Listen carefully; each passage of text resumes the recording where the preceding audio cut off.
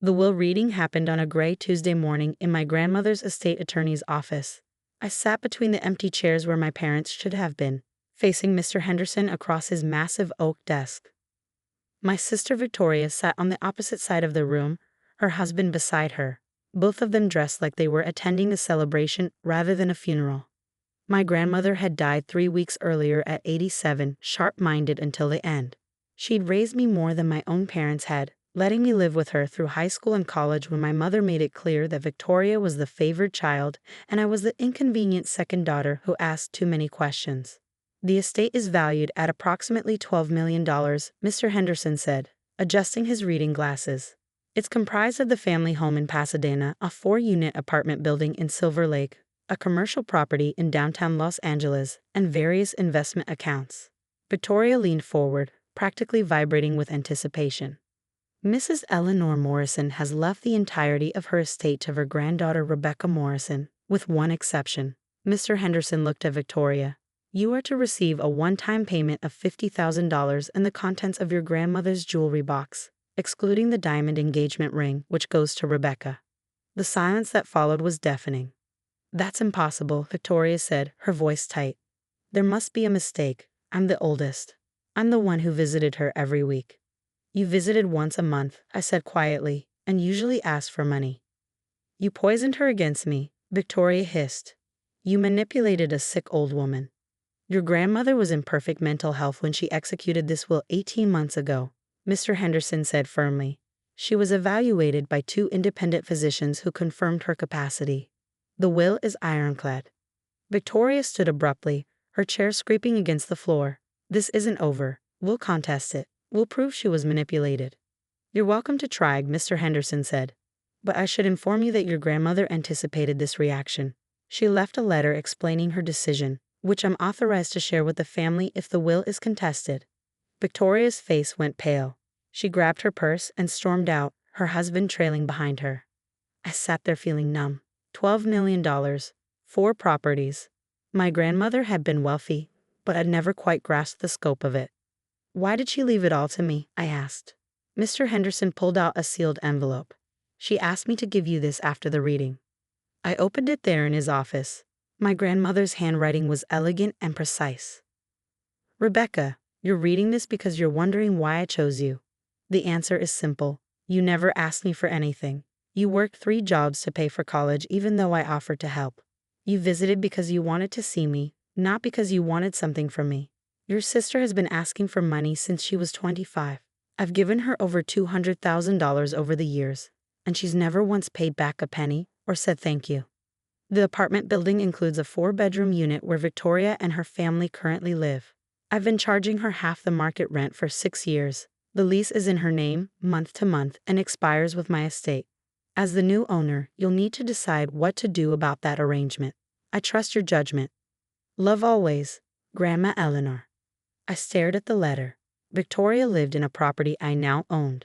She'd been paying $1,200 a month for a place that should rent for $2,500, and she had no idea. The next 3 weeks were consumed with estate paperwork, property transfers, and meetings with accountants. I took a leave of absence from my job as a middle school teacher, overwhelmed by the sudden complexity of my life. I still lived in my small apartment in Burbank, still drove my 10-year-old Toyota, and still hadn't quite processed what this inheritance meant. I'd been staying in my grandmother's house, sorting through her belongings, when Victoria showed up unannounced one evening. My mother was with her. We need to talk about the will, Mom said, walking past me into the house like she owned it. I'd barely spoken to my mother since the reading. She'd called once, asking if I planned to share the inheritance with Victoria. When I said the will was clear, she hung up on me. There's nothing to talk about, I said. Grandma made her wishes clear.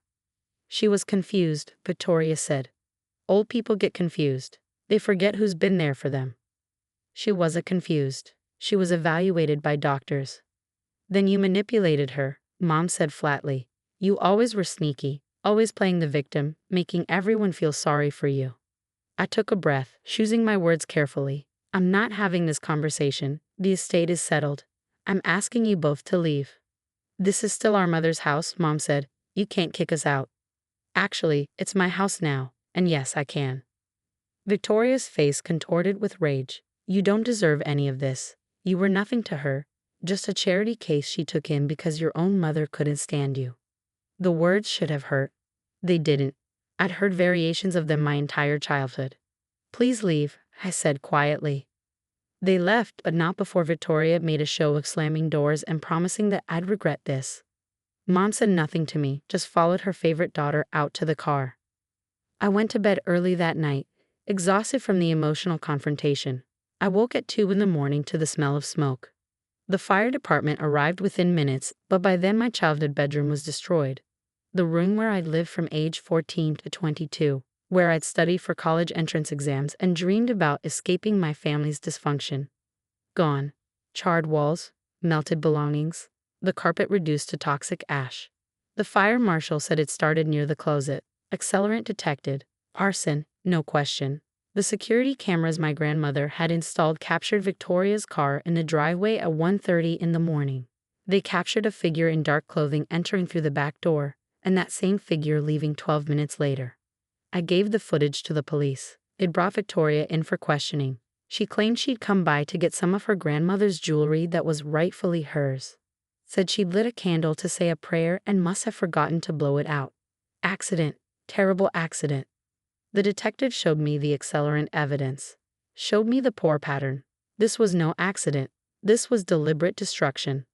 Do you want to press charges? She asked. I thought about it. Criminal charges meant trials, media attention, family warfare played out in public.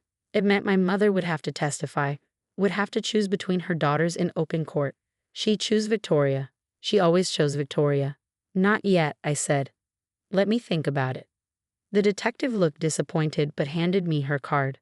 Call me when you're ready. My mother came by the next day while I was meeting with the restoration company. She surveyed the damage with a careful expression. Accidents happen, she said with a shrug.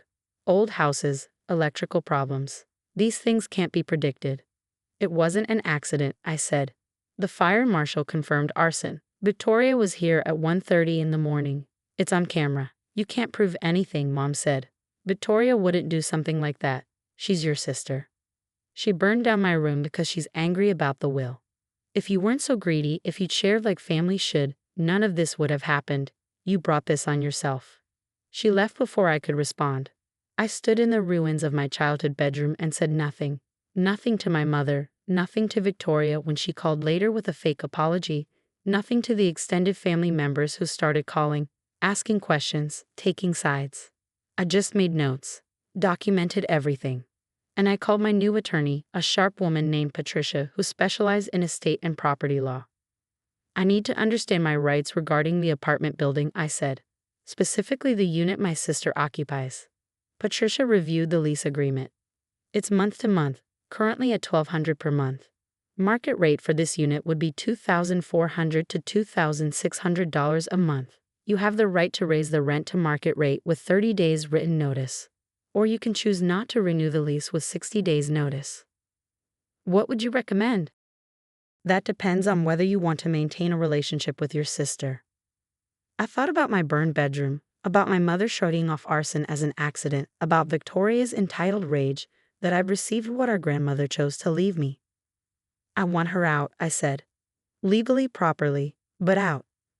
Patricia drafted the notice. 60 days to vacate, delivered by certified mail, and a process server to ensure proper legal notice. The lease would not be renewed. The property was being reclaimed by the owner for personal use. Victoria's call came 30 minutes after she received the notice. You can't do this, she screamed. Where are we supposed to go? We have 3 kids. You can't make your nieces and nephews homeless. You have 60 days to find new housing, I said calmly. That's more than the legal requirement. This is because of the fire, isn't it? I told you that was an accident. This is because the lease is month to month and I'm choosing not to renew it. That's my right as the property owner. Family first, she said, her voice breaking with what might have been real tears or excellent acting. That's what Grandma always said. Family takes care of family. You're right, I said. Grandma did always say that. She took care of me when Mom made it clear I wasn't wanted. She left me her estate because I never treated her like a bank account. And now I'm taking care of her property the way she would have wanted. By not letting someone who committed arson against me live in it rent-free. I didn't commit arson. That's a lie. I have security camera footage, Victoria. I have the fire marshal's report. I chose not to press criminal charges, but that doesn't mean I'm going to let you keep living in my property at below market rent. Mom said you'd do this. She said you'd use the money to hurt us. I'm not hurting you. I'm enforcing the legal lease termination. You have 60 days. I suggest you use them to find a new place. She hung up. Mom called 10 minutes later. You're destroying this family, she said without preamble. Victoria destroyed my bedroom. You called it an accident. So you're going to make her homeless? Make your own nieces homeless? I'm giving her 60 days notice. She can find another apartment. She has a job. Her husband has a job. They can afford market rate rent somewhere else. She's been living there for 6 years. You can't just throw her out. Actually, as the property owner, I can. The lease is month to month. I'm not renewing it. That's completely legal. This is about money, Mom said. You got all of it, and now you want to make Victoria suffer. This is about Victoria burning down my room, and you pretending it was an accident. This is about 28 years of being the daughter you didn't want while Victoria got everything she asked for. This is about Grandma seeing all of that and making a choice about who deserved her legacy. You've changed, Mom said. Money changed you. No, I said. I just stopped accepting being treated like I don't matter. The 60 days passed slowly. Victoria tried everything. She showed up at the house crying. She brought the kids to try to guilt me. She had Mom call repeatedly. She posted on social media about cruel family members who valued money over blood. She even showed up at my school, causing a scene in the parking lot that required security intervention. Patricia filed for a restraining order after that incident. It was granted. On day 58, Victoria still hadn't moved. Patricia filed for formal eviction proceedings. The court date was set for 2 weeks later. Victoria moved out on day 60, 3 hours before the sheriff was scheduled to enforce the eviction. She took everything, including appliances that were supposed to stay with the unit. She left the apartment trashed, holes in the walls, carpet stained beyond repair, bathroom fixtures broken. The security deposit was $4,000. The repairs cost $11,000. Patricia sent Victoria a demand letter for the difference. Victoria's response came through her own attorney, threatening to countersue for wrongful eviction and emotional distress. It went nowhere. The eviction was legal. The documentation was thorough. The judge dismissed her counterclaim in 10 minutes. I had the apartment repaired and rented it to a young family for $2,500 a month. They were thrilled with the space and the location. They even sent me thank you cards for fixing everything so nicely. My mother sent me a text message 6 months later. Victoria's family is struggling. They're in a 1-bedroom apartment. The kids are sharing rooms. This is your fault. I didn't respond. My grandmother's estate lawyer called a year after her death. I wanted to let you know that the will has been officially settled. There were no successful challenges. The estate is entirely yours, free and clear. Thank you, I said.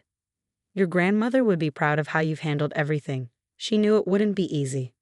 She prepared me for it, I said. In a lot of ways, she prepared me for it my whole life. I still live in my grandmother's house. I had my bedroom professionally restored, better than it was before the fire. I hired a property manager for the apartment building and the commercial property. I kept my teaching job because I love it, though I no longer worry about making rent or affording groceries. I haven't spoken to Victoria in 2 years. Mom calls occasionally, usually when Victoria needs something and Mom thinks I might be guilted into helping. I don't answer. Some people say I should forgive. That family is family. That grudges hurt everyone. But I didn't create this situation. I didn't burn down anyone's room. I didn't spend 28 years treating a family member like they were worthless. I just stopped accepting that treatment. And I stopped subsidizing the person who tried to burn down my home because she was angry I inherited what our grandmother chose to leave me. My grandmother left me more than money and property. She left me the example of someone who saw clearly, chose deliberately, and didn't apologize for protecting what she built. I'm just following her lead.